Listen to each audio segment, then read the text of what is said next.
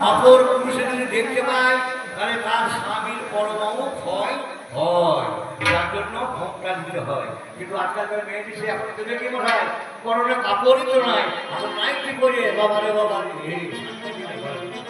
এখন নাইটি পরে ঘুরিয়ে বেড়ায়।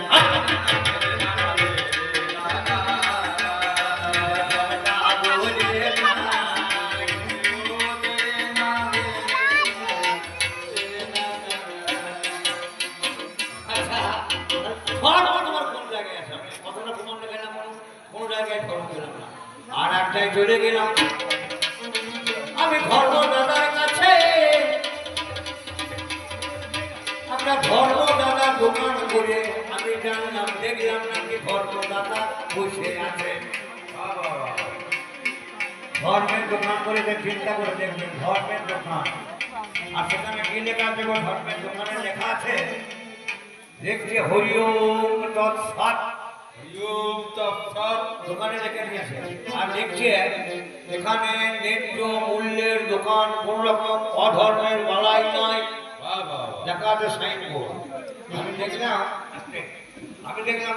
তাহলে দাদার দোকানে মাল কেনাই ভালো। একবার দেখছি দাদা কিরকম বাজার দর দিচ্ছে মাল। তা দাদার দোকানে ঢেকছি ভাবছি বলবো দাদা ঘর করে কোনে লেখা আছে হরি ওম তৎসৎ। এখানে ন্যায্য মূল্যের দোকান, সঠিক ওজনে ছাড়াই মাল পাওয়া যায়, লেখা রয়েছে।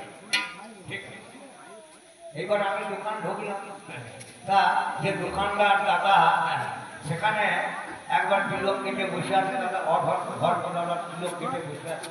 আর টালিদারও সেই রকম, যেমন মনে করুন দোকানদার সেই রকম টালিদার। তা দোকানে ঢুকলে অপর পুরুষে যদি দেখতে পায় তাহলে তার স্বামীর পরমাণু ক্ষয় হয়, তার জন্য ভোগটা দিতে হয়। কিন্তু আজকালকার মেয়েটি সে এখন তো দেখে মনে হয় পরনে কাপড়ই তো নাই, এখন নাইটি পরে বাবারে বাবা এখন নাইটি পরে ঘুরিয়ে বেড়ায়।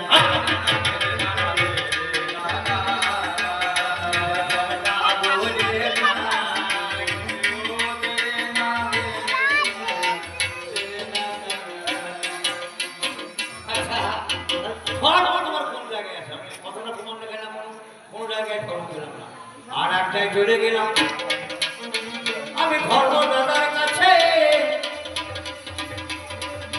আমরা ধর্ম দাদা দোকান করে আমি জানলাম, দেখলাম নাকি ধর্ম দাদা বসে আছে।